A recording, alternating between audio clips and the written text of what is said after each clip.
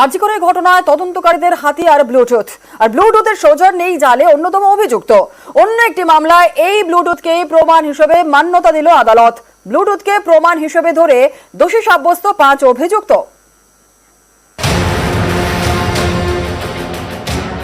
Bluetooth digital যন্ত্র, মামলার অস্ত্র, ব্লুটুথই প্রমাণ। এর জেরেই খুনের মামলার কিনারা। 5 অভিযুক্তকে দোষী সাব্যস্ত করল বারাকপুর আদালত।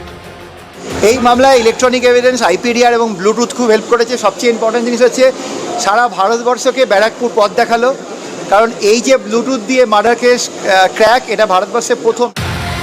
2023-এর 24শে মে ভর সন্ধে বারাকপুরের শুটআউট। সোনার দোকান লুট করতে এসে একের পর এক গুলি চালায় ডাকাতরা। মারা যান সোনার দোকানের মালিকের ছেলে। এই ঘটনার তদন্ত শুরু করে বারাকপুর পুলিশ। একে একে গ্রেফতার করা হয় অভিযুক্তদের। শনিবার তাদের দোষী সাব্যস্ত করে বারাকপুর আদালত। সৌজন্যে অপরাধীদের ব্লুটুথ। ম্যাচ একটা ব্লুটুথ একটা ব্যাগে, ও ব্যাগ ছেড়ে দিয়ে পালিয়ে গেছিল, তার মধ্যে আমরা একটা ব্লুটুথ পেয়েছিলাম। সেটা কোন মোবাইলের সঙ্গে পেয়ারিং আছে সেই আমরা যাচাই করে বের করি এন্ড ওই মোবাইলটা সিজ করি এন্ড কোর্ট আশ্বস্ত হয় আমরা যেটা এভিডেন্স দিয়েছি।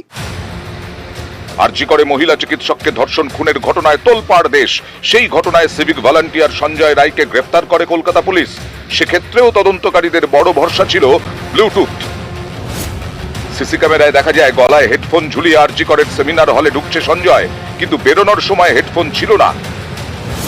এদিকে ঘটনাস্থল থেকে একটি হেডফোন পায় পুলিশ। সেই হেডফোন অন করতেই সঞ্জয়ের মোবাইলের সঙ্গে পেয়ার হয়ে যায়। এরপরেই সঞ্জয় রায়কে গ্রেফতার করে পুলিশ। এই এভিডেন্সটা আপনি দেখবেন যে আরজিকরেও এই এভিডেন্সটা নিয়ে কথা হয়েছে। এই এভিডেন্সটা কিন্তু আগামী দিনে উঠে আসবে যে ইলেকট্রনিক ডিভাইস যদি আসামিরা ব্যবহার করে, তাহলে তার ট্রেল কিন্তু আলটিমেটলি আসামিকেই ধরিয়ে দেবে। বারাকপুর থেকে অরুণ ঘোষ, নিউজ 18 বাংলা।